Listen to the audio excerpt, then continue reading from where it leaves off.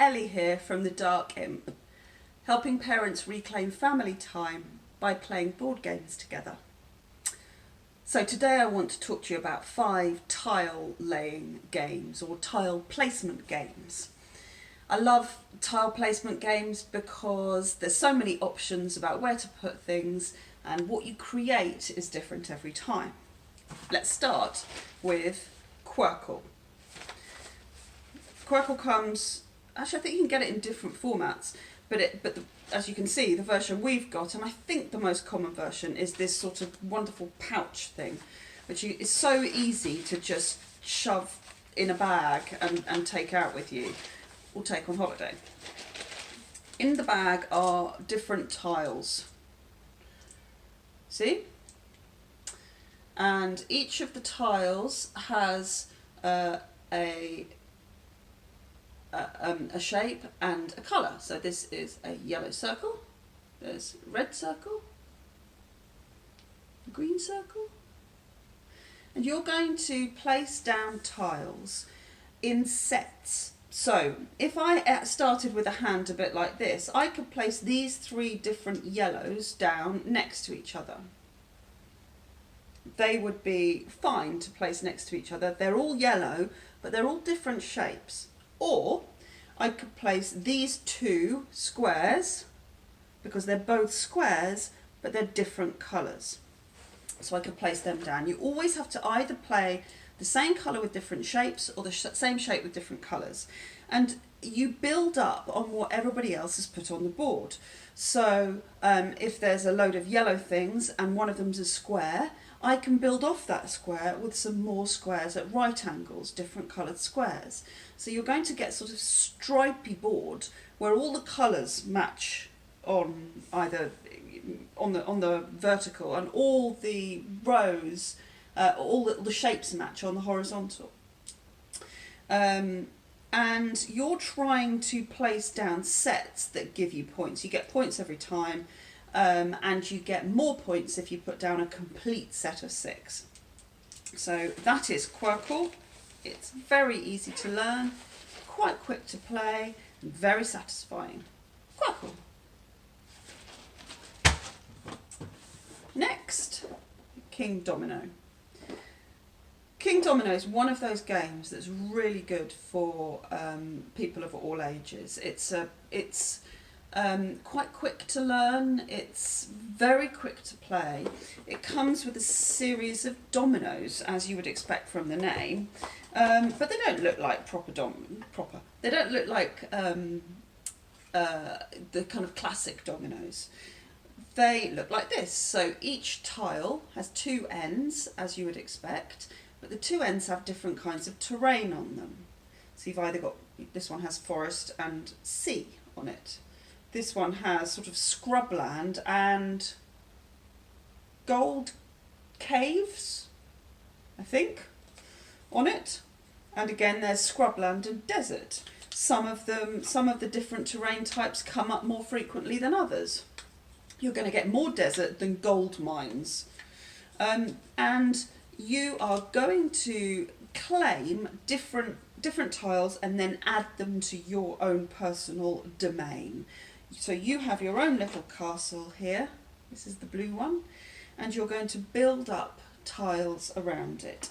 So you start with your own little castle on a domain, there you go, on a little tile, and you place the other tiles around it, and until you've got a domain that's a certain size. You claim different dominoes each time.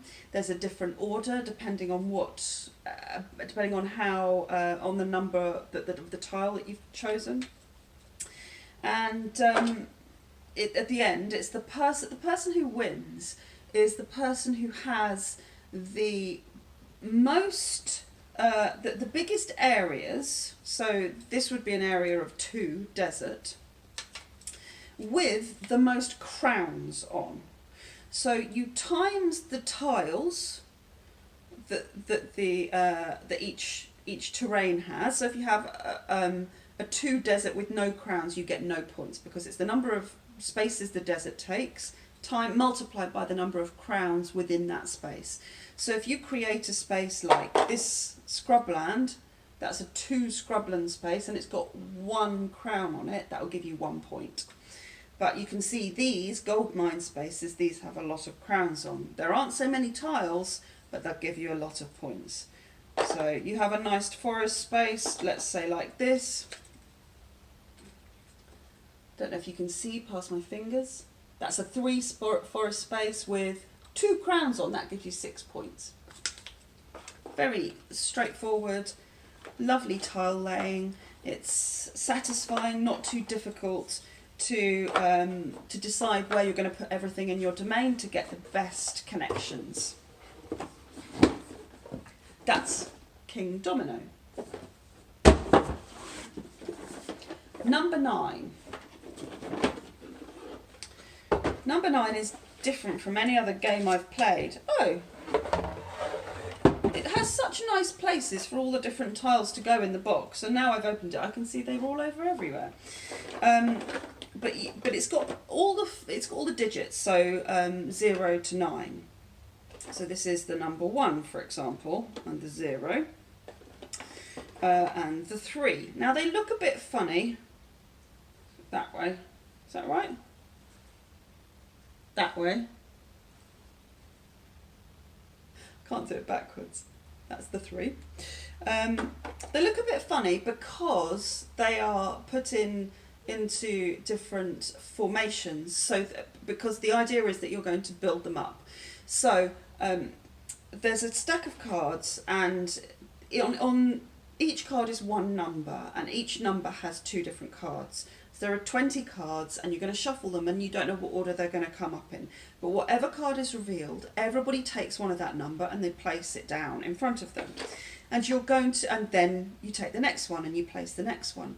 And you're going to place these tiles next to each other so that you've got a good amount of space that you're creating a sort of base with. Now this isn't great if I put these 2 like this, because I end up with a hole. And what I'm trying to do is I'm trying to make a good interconnected base so that I can put other numbers on top. You want to build up as high as you can, because the numbers that you manage to put on higher levels, they're going to score you far more points.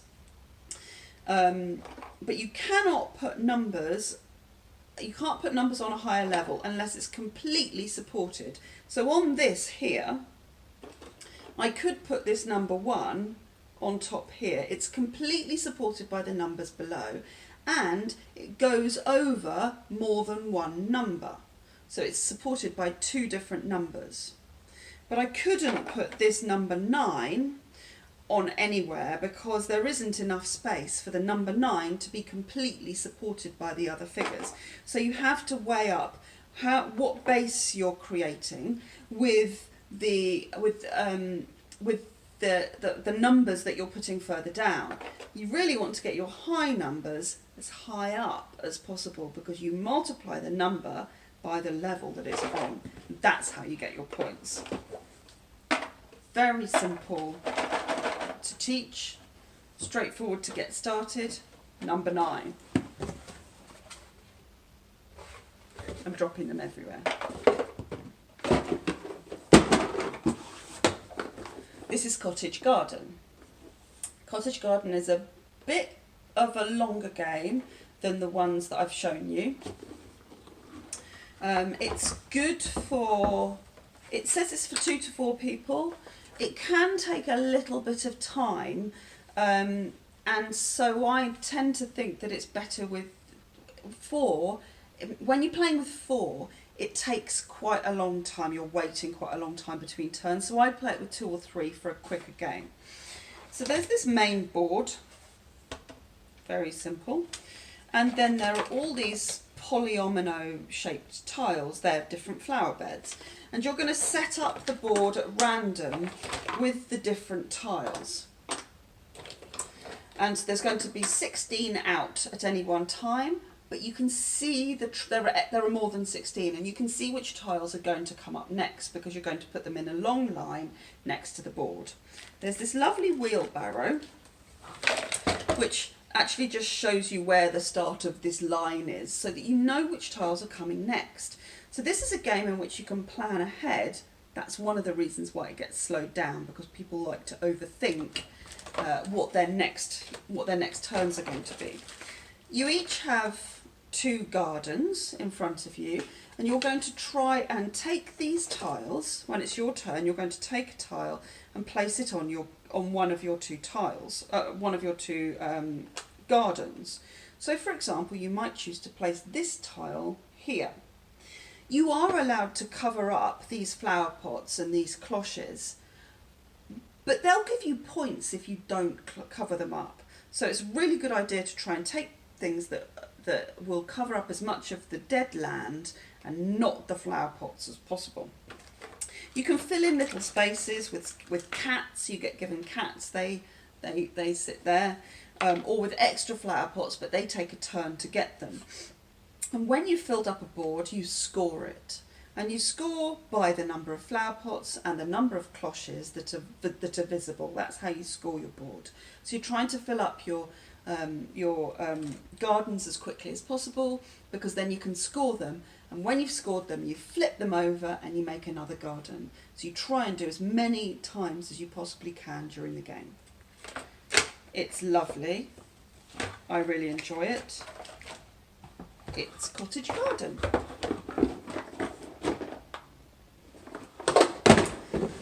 Now, no video about tile placement would be complete without talking about a classic,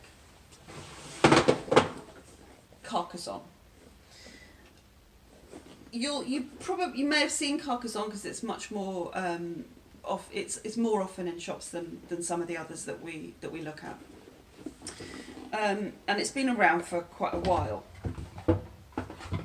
So, in Carcassonne,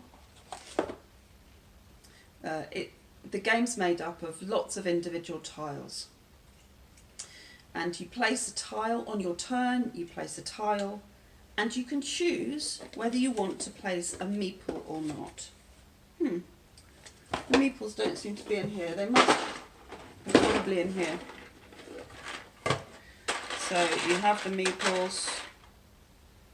Here's your meeple. You can choose whether to place it on the tile that you've just placed or not. As you create the board, your city tiles are going to match up with other cities. So you could create, this would be a little city here, but you might end up with much bigger cities that go over many, many tiles. As soon as if you have a meeple within that city, as soon as the city is finished, you score points from it. You can also choose to place your meeples on the roads. See, here's a road. You might choose to place your meeple on this road, and then this meeple is scored and taken off the board as soon as the road is finished. So when the road hits another side. So you can have meeples in cities, meeples on roads, but you can also have meeples on monasteries. And they get scored when all of the 8 tiles around have been placed. And you take that off, you score 9 points. In the base game, there's one other thing that you can do, which is that you can put your meeples lying down in a field, and they score, but not until the end of the game. And the person who has the most farmers, these lying down meeples in each field, scores the field. And you score fields by how many completed cities there are in that field, so cities that have been completed. And you can get loads of extra points with farmers, but then you don't get those meeples back, so you have to be really careful about when you put them down. There are so many expansions to Carcassonne. We've got a couple, but I've played with other ones that we don't have as well. And they all do totally different things. Some of them give you new characters. So, for example, this is the mayor and he's got big trousers. That's how you can tell he's the mayor, from the Abbey and the Mayor expansion. You can get these little barns. They're quite cute. They go on the corner tiles of fields. That's from, I don't even know. I think that might be from the Abbey and the Mayor as well. There's this lovely dragon which moves around, and that's in the Dragon and the Princess, which I don't seem to have here. We've got that somewhere. The Dragon and the Princess expansion. And there's the little princess. And there's all sorts of other things. You can get ones with special tiles. Each expansion you get adds new tiles. Each of them does different things. This is a bazaar from the Bridges, Castles and Bazaars. There's all sorts of other things in here as well. And so you can choose each time you play what you're going to... here are the bridges. You can choose each time you play how much of the expansions or you're going to play with, or if you just want to play the base game. Lovely, delightful game, very quick to teach. Sort of a quick to teach, lifetime to master kind of game, really. That's Carcassonne.